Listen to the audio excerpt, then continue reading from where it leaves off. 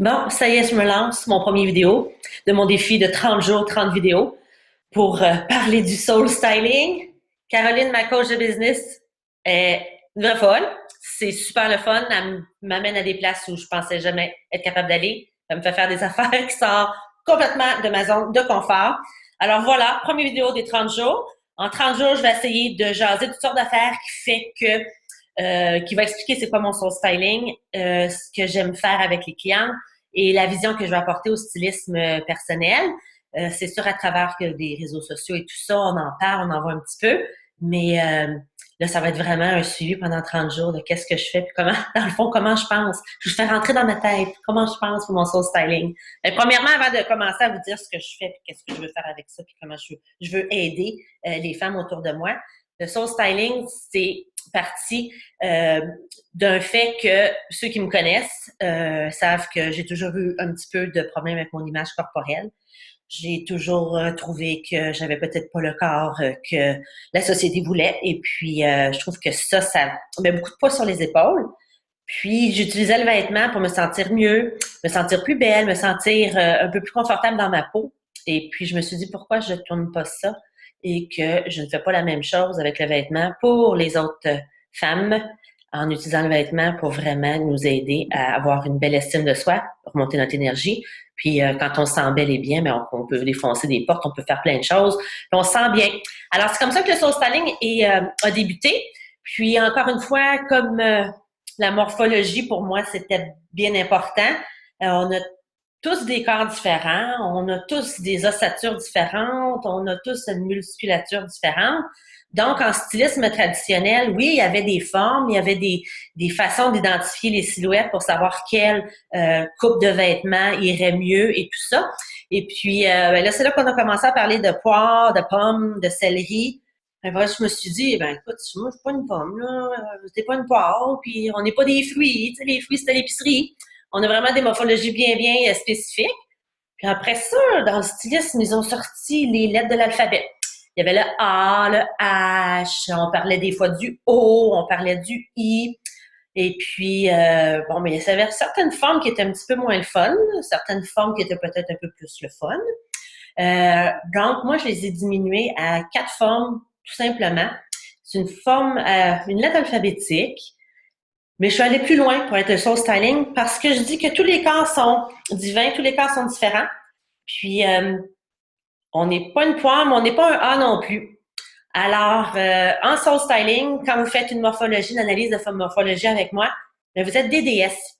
Et puis, les déesses ont chacun leur forme, leur force et leur morphologie bien à elles. Donc, moi, j'ai 4 déesses. Vous êtes tous des déesses. Il y en existe 4 dans mon livre. Et puis, je vais vous les décrire rapidement. Et puis, après ça, on passera à d'autres choses. On a la première, la déesse Athéna. Athéna, pourquoi je l'ai appelée Athéna? Parce que premièrement, je garde quand même la lettre A pour vraiment avoir une morphologie bien distincte, une vision en 2 dimensions là, de la forme du corps, la forme de l'ossature. Donc, je voulais garder le A. J'ai fait des recherches pour voir quel genre de déesse je peux bien attacher un nom avec le A. J'ai choisi Athéna parce qu'Athéna, c'est la déesse grecque de la guerre. C'est une guerrière pacifique. C'est une femme de force. Et puis, elle a besoin d'être bien ancrée au sol pour être solide. Donc, une Athéna va avoir une morphologie où on va retrouver une épaule beaucoup plus étroite que la hanche. Donc, on a besoin de solidité dans le bas du corps. Ce sont des combattantes, les Athénas, et puis ils doivent être bien solides dans le bas du corps. C'est pour ça que j'avais choisi le nom d'Athéna. Ensuite, j'ai passé à la lettre H. Je l'ai nommée Héra. Héra, encore une fois, une déesse grecque. C'est la mère de tous les dieux. C'est aussi la déesse de la famille, des enfants, du mariage. Donc, une Héra, du côté de sa morphologie, on va retrouver des épaules et des hanches qui sont en équilibre, donc égales sur une mesure. Et puis, la taille va être beaucoup moins définie. Euh, Héra, pourquoi j'ai choisi la déesse de la famille pour Héra? C'est parce qu'au niveau de l'abdomen, comme on a une taille moins définie, on a besoin de beaucoup d'espace pour avoir tous ces enfants-là, pour être la mère de tous les dieux, ça prend de l'espace.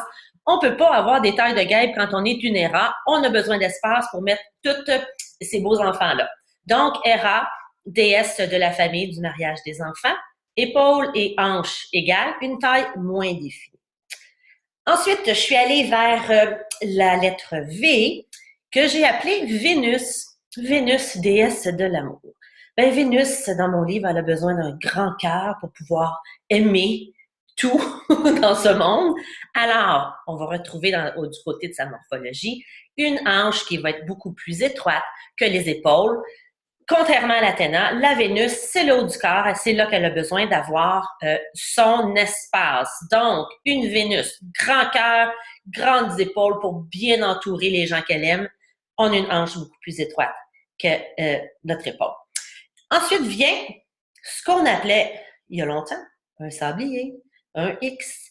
Alors moi, j'ai trouvé, avec le X que j'utilise, la déesse Xochi. Ça, c'est un drôle de nom. C'est ça, long de même, le nom, mais moi, je l'ai rapetissé à juste ces 5 lettres-là. Xochi, c'est une déesse aztèque et elle est la mère des déesses. Tantôt, on avait Hera qui était la mère de tous les dieux, mais Xochi, elle, c'est la mère de toutes les déesses. Donc, elle doit englober toutes les caractéristiques de chacune des déesses que je viens de décrire. Donc, on va retrouver comme morphologie chez Xochi, on va retrouver des épaules et des hanches égales, mais c'est là qu'on va retrouver la taille bien définie, parce qu'elle doit englober tout ce qui est la féminité. Alors, c'est Xochi, c'est les 4 déesses. Donc, quand on se voit, quand je travaille en soul styling, la première chose que je fais, je vous donne votre morphologie de déesse, je vous dis quelle déesse vous êtes, et de là, on part, et puis on trouve les coupes de vêtements qui vont habiller la morphologie de base. C'est sûr qu'on doit ajouter des volumes, on doit ajouter de longueur et tout ça, mais à la base, on est tous des déesses. Alors, vous êtes toutes des déesses, et puis demain, on va jaser de coupes, on va jaser aussi de couleurs de teint. En tout cas, on a pour 30 jours pour jaser. Donc, gênez-vous pas si vous avez des commentaires, il y a un sujet en particulier que vous avez besoin d'informations, vous voulez que je jase de ça, je suis là pour ça. Pour les prochains 30 jours, c'est mon défi, je dois vous parler à tous les jours. Fait que merci, et puis on se voit demain.